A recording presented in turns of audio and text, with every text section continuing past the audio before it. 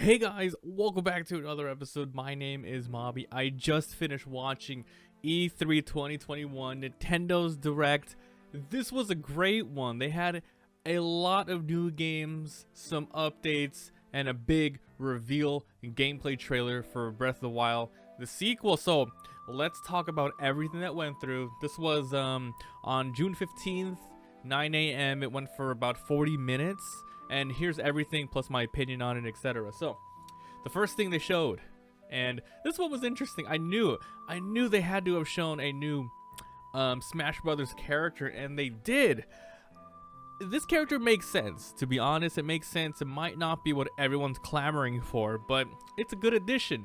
They added Kazuya from Tekken. You can also see that there's a new stage with Heihachi there, and they have a little fun a fun time memeing and referencing the Tekken story, like throwing, Heihachi throwing people off the cliff, etc. So, hey, it makes sense. They already have like Ken, Ryu, Terry, and they're gonna keep adding him. I'm surprised they didn't just come with two characters though, like two fighting characters, but I guess that's okay.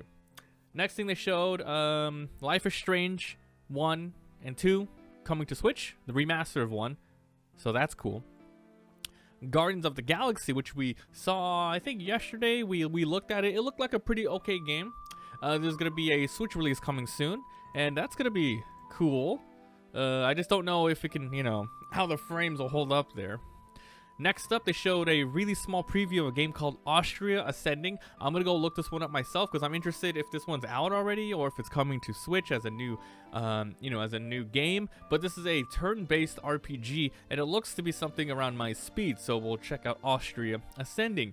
Next up, ooh, big one for me. Okay, Super Monkey Ball Banana Mania has been announced. It's the 20th anniversary of the first Monkey Ball, and this is, I guess, I don't know if it's a re-release of all the games or if they're just combining them all in one thing. I'm gonna have to look more into it, but yeah, Super Monkey Ball's back, man.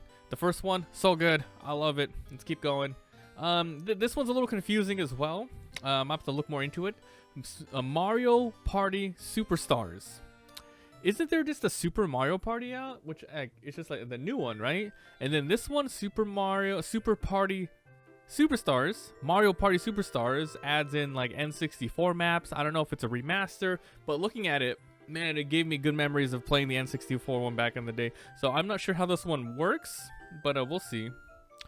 The big Metroid news. I'm pretty happy that they prefaced this saying, hey, we have been working on the new Metroid Prime game, but until then, we have something to hold you off. And honestly, I'm pretty excited about this one. Metroid Dread comes out. I don't know if it's based off an existing game and they're like redoing the story, but this is a new 2D Metroid. I think they said something about 19 years was the last one. It comes out October 8th of this year. It gave me really, really, really heavy Metroid Fusion vibes playing it on the Game Boy Advance. I remember playing through that. And even though it's old school sprites, it's a Game Boy Advance, very small, colorful. They did a good job with the atmosphere, and this one seems that they're really trying to bring that back. So yeah, Metroid Dread, the title, it works. Okay, next up, they did a really quick passover for Cruis'n Blast. I don't know much about this. It looks like, I wonder if it's part of the Cruis'n, universe, like Cruis'n USA, that sort of thing, Cruis'n San Francisco. I don't know. Interesting. Then they showed Dragon Ball Z Kakarot's coming to Switch. That's awesome, for people who want to play it on there. It was originally on everything but Switch, and it's also going to be coming with the DLCs, so that's awesome. Next off, they showed more Mario Golf Super Rush. More gameplay about the modes. You got the standard mode, you got the rush mode, you got the battle mode, and you got the adventure mode. So it looks like they put a lot of love into this game. Next up, Monster Hunter Stories 2. Even more gameplay. They're starting to show more of the turn-based stuff. The UI looks awesome. And they showed it's multiplayer. I don't know what kind of multiplayer it is. It could just be you with like a specific original missions, or you guys, because you aren't going through the story probably. You're probably doing like original missions and going through maybe randomized quests so you guys can level up and get new mats and make new stuff together. And then they talked about WarioWare, a new game. It's called WarioWare. Get it together. New game comes out September. They added a multiplayer co-op mode. Ware is an amazing, fun series. I love the Game Boy one. I love the GameCube one. I love the DS ones. I'm 100% picking this up, and we're going to be playing it at family gatherings. You guys have to try it. And then they showed a lot of stuff for Shin Megami Tensei 5. I just got the Shin Megami Tensei 3 Nocturne Remaster HD. I've only played about 2 hours of this, but we're definitely gonna beat this before the new one comes out. This is it comes out November 4th. This is the third one, so maybe we'll play the fourth one. I don't know about that one, but yeah, we'll definitely do it. So they show off way more new gameplay. They show off an awesome combo system where you take advantage of your enemy's weaknesses to do more actions. It comes out November 12th. I can't wait. It looks awesome.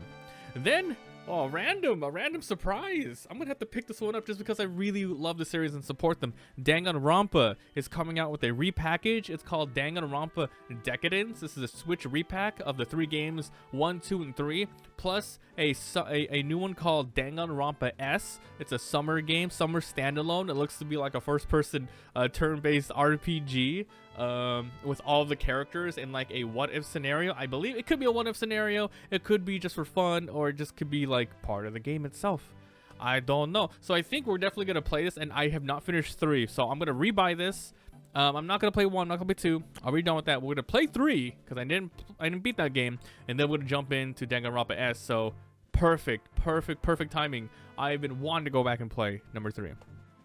Then they talked about Fatal Frame, Maiden of Black Water. I was confused about that one. Let me look this one up really quick. I don't know if this is a new game. Yeah, okay, so this one already came out. Yeah, okay, I just looked it up. So this looks like it'd be a really well-received one. And this one was out on the Wii U. It might have been a Wii U exclusive, which is why they're like repackaging it. And they're like, hey, let's just bring it back. So yeah, I knew it. It looked like it was already out. So yeah. It's on the Wii U, but it's coming out on the Switch. I wonder what kind of new features they're going to be having there. Fatal Frame. Awesome horror series. Then this one, I don't know how to feel about this one. Advance Wars 1 and 2 Reboot Camp. Advance Wars for the Game Boy Advance was really awesome. I love the thing that stood out to me the most in that game was how charming the graphics were. You know, albeit it's a really good strategy, turn-based, grid-based strategy game, but the graphics of the sprite-based or animation are really awesome. This one, they redid the graphics, a total overhaul, and it looks like I don't know, like it doesn't look charming to me. Let's just say that it doesn't look smooth. It kind of looks like something they just made out of a Unity engine, and they just slapped a bunch of like assets that just look like it, and they put it here. I need to look into it more. Maybe it'll grow on me, but man, I would have loved if they just came out and like redid the sprites again. But hey, this is probably easier, so we'll see. And then the last batch of Zelda stuff, they talked about Hyrule Age of Calamity, Hyrule Warriors Age of Calamity, just more of the DLC stuff. They even showed Link using a nunchuck. That's pretty cool. It talked about The Legend of Zelda Skyward Sword, just showing you more gameplay and news, and of course we all know about the amiibo that locked the quick travel feature. Why did they do that? And then, oh, this one was a nice little surprise.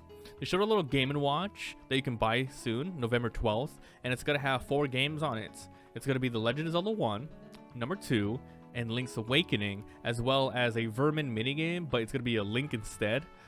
So this one is cool. You know, it's a little novelty item to commemorate, celebrate the franchise, the IP. It's been here forever. They have a clock feature on it, an interactive timer, so you can see the timer go down and play some games while you're waiting for something.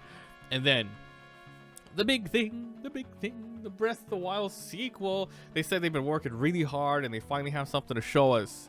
It wasn't a lot. Now that I think about it, it wasn't a lot that they showed, but it was enough to get people excited, right?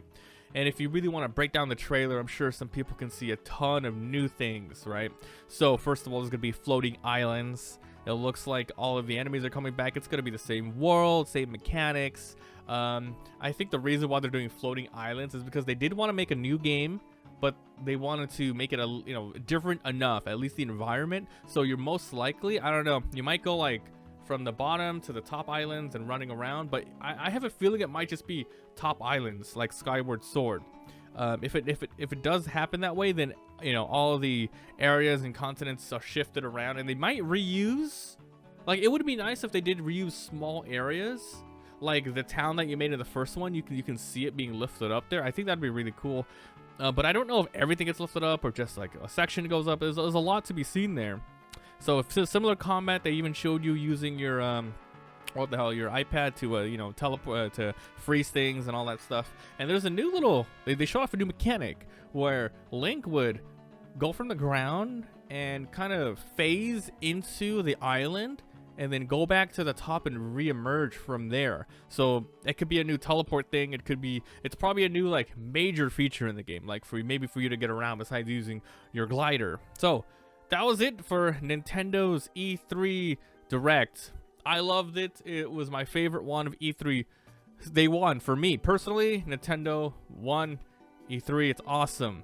Oh, let me know what you guys think down below. The last thing I want to check out for E3 is going to be the Bandai Namco. I don't know if I'll make a video out of it. It depends on how much stuff they have. But they're probably just going to go really in-depth with like the Tales of Arise series, etc.